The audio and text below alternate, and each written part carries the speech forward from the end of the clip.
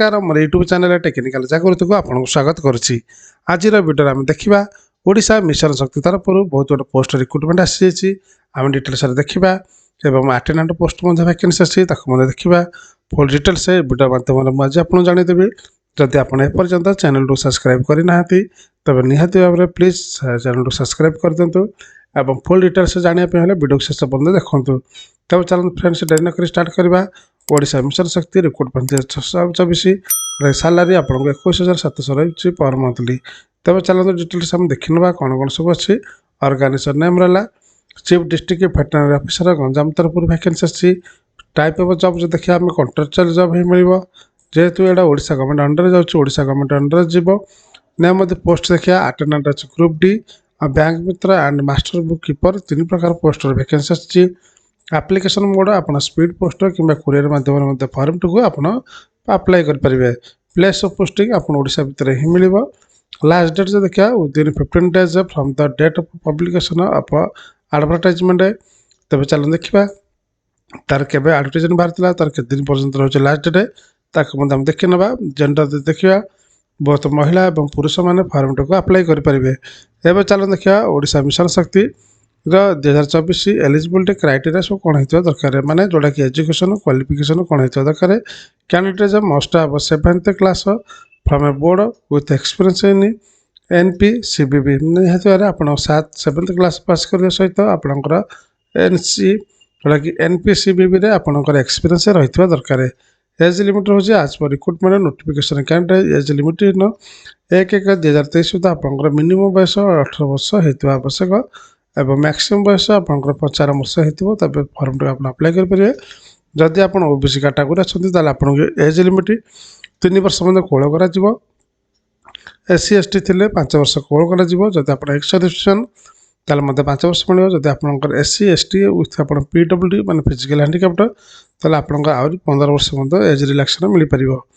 तब चलो देखा सालारी आप देखा सालारी रोज आप नोटिफिकेशन आप देखिए डिटेल्स पाइबे। सिलेक्शन प्रोसेस आपंकर candidate select by the process of interview basis आप सिलेक्शन करा। तेणु चलो डिटेल्स देखा एप्लिकेशन फीस देखा। एप्लिकेशन फीस देखो समस्त category general EWS OBS OBC SC ST समस्त कैटेगरी एप्लिकेशन फीस नहीं आस मैंने आप कौन पैसा देवाक पड़े फ्री फॉर्म टू अप्लाई करेंगे।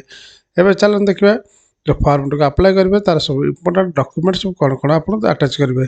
प्रथम रहा all education qualification certificate and marksheet आप देते समस्त एजुकेशन क्वालिफिकेशन सर्टिफिकेट और marksheet recent passport size photograph देते caste certificate Aadhaar card residential certificate experience certificate employment exchange certificate voter I card इत्यादि सब फॉर्म सहित आप अटाचमेंट कर अप्लाई करेंगे।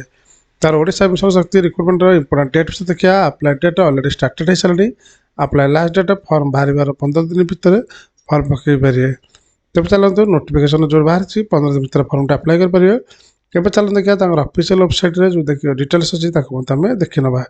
देखो यहाँ ऑफिशियल वेबसाइट तरफ जो मिशन शक्ति बाहर जोटा कि 18/1/2024 नोटिफिकेशन रही।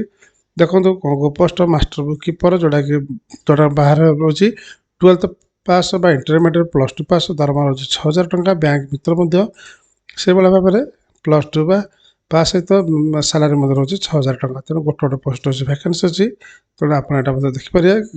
गायत्री पंचायत समिति महासंघ 8 पोस्ट गुणपुर पीएस गुणपुर तरफ ये वैकेंसी बाहर रायगढ़ तरफ यहाँ देखी ना। चलो देखा बर्तमान जोटा कि आपंकर अटेंडेंट पोस्ट पीएन पोस्ट केते वैकेंसी देखी ना। जदि आप चाहते पीडीएफ फाइल डाउनलोड करने तो डिस्क्रिप्शन जातु आप टेलीग्राम ग्रुप मिल जाओ से ग्रुप आप फाइल टी पाइबे।